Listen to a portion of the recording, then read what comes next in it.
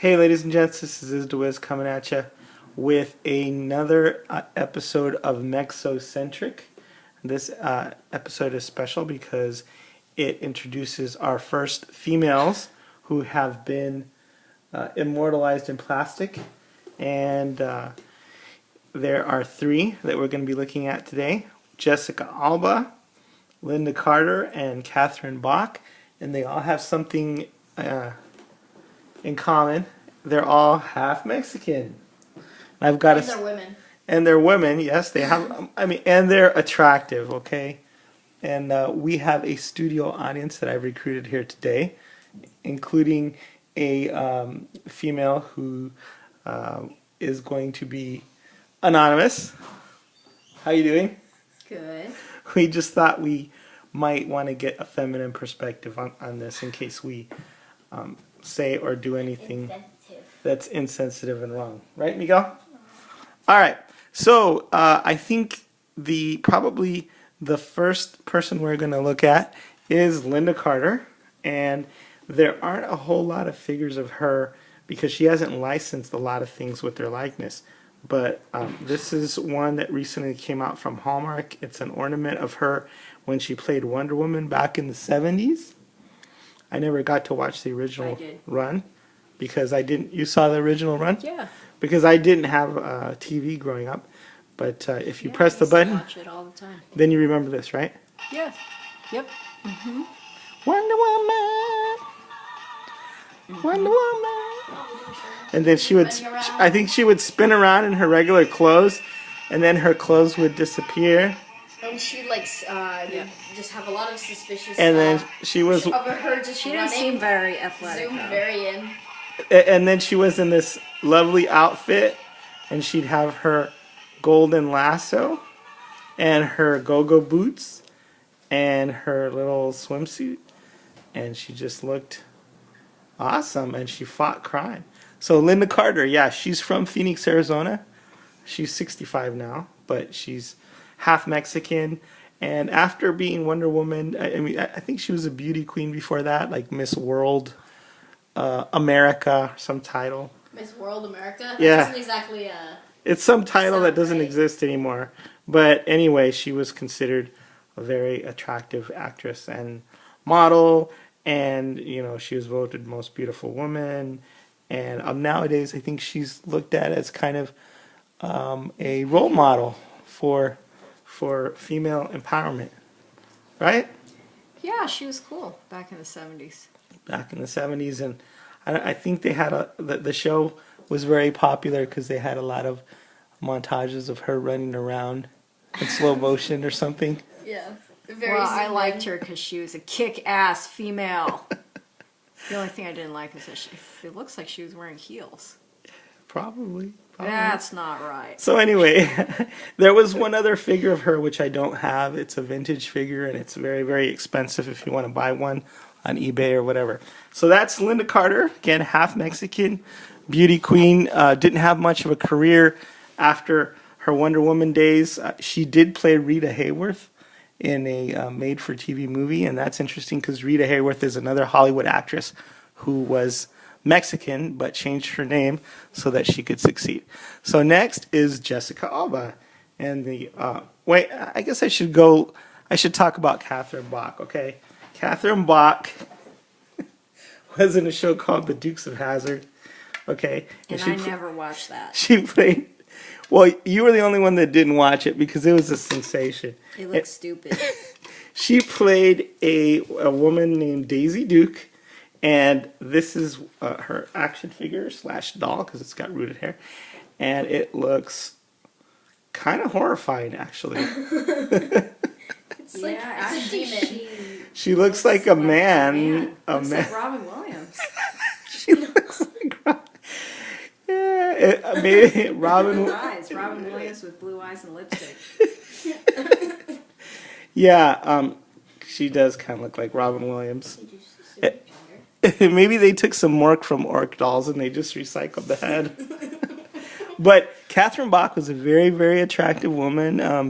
And I think her poster that she did sold 5 million copies or something. It's one of the best-selling posters of all time. but again, half Mexican, and she's most famous now for Daisy Dukes. You know what Daisy Dukes? You know what? It's funny because Miguel doesn't know what the Dukes of Hazzard are. She didn't know who. I know what the Dukes of Hazzard are. I just I have no idea where You've never seen she this. was in it. Okay, Yeah, I've okay. never seen it. You know, he didn't know who Catherine Bach was, but he knows what Actually, Daisy I Dukes didn't are. know who Catherine Bach was either. And Daisy Dukes are these shorts which aren't Those shorts are way too long. way too long. You have to cut them off so you can almost see, you know, I don't know. You can almost see Canada or whatever. That's why I never watched the show. That was And that was elegant, smooth. and then Catherine Bach, I guess, after that didn't have much of a career either. But she was, you know, she was hot stuff. She was the it girl back in the days with the Dukes of Hazzard. I wouldn't know. Dukes of Hazzard. So that's all we have. She also comes with a beer, because I guess you have to drink about 10 of these to make her look attractive, as far as if you're one of. So Catherine Bach, again, half Mexican, half German, was very attractive at one time, but as you can tell by this sad excuse for an action figure, you know, Robin Williams. it's Robin Williams in drag, or a young Mrs. It's Doubtfire. an imposter. It's just some dude pretending to be her.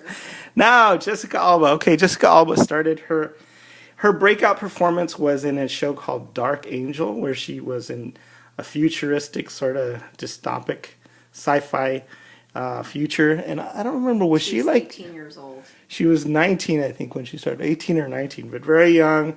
And again, you know, she voted as the most attractive woman, sexiest woman alive, or something like that.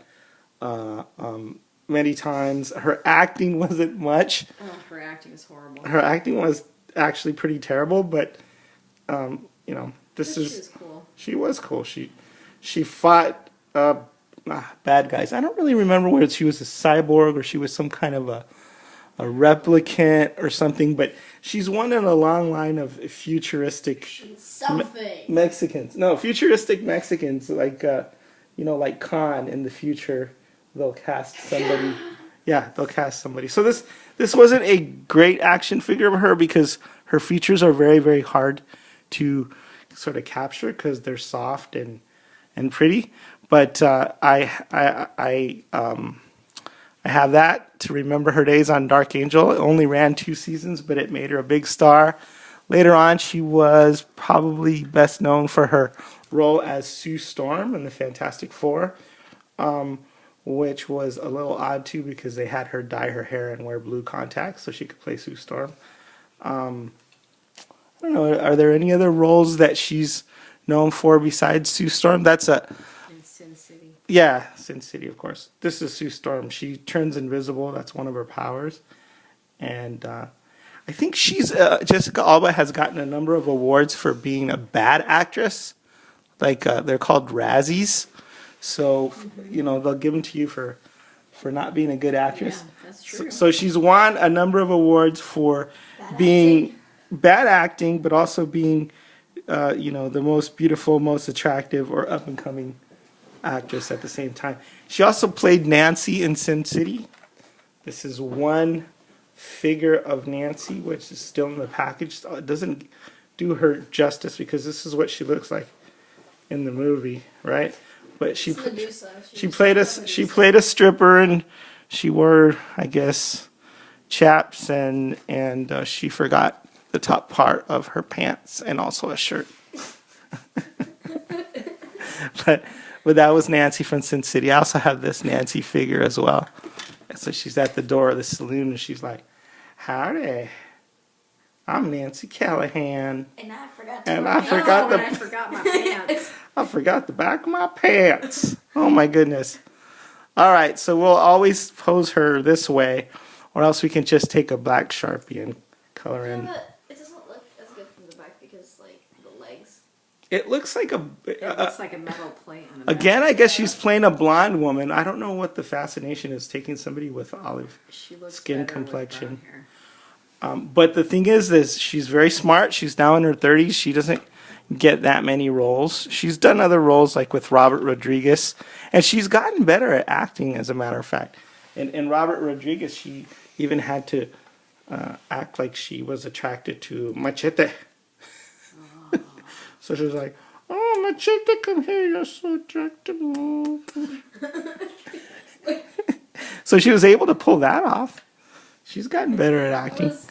But I think you should go in acting, and that voice acting was beautiful. Yeah, well, we're gonna have to wrap this up pretty quick. But let me say the good news about Jessica Alba is she's smart, she's business minded, she's got a lot of business acumen, and she started a company called Honest what? Honest something. The Honest Company, and it sells diapers, and beauty products and all natural stuff, and it's been valued at $1 billion. So she's looking. I think she might have sold it recently or something, but her net value is $340 million. So hey, She made honest tea. happy ending, huh? All right, so that's a wrap up for these half Mexican beauties. This is the way it's signing off.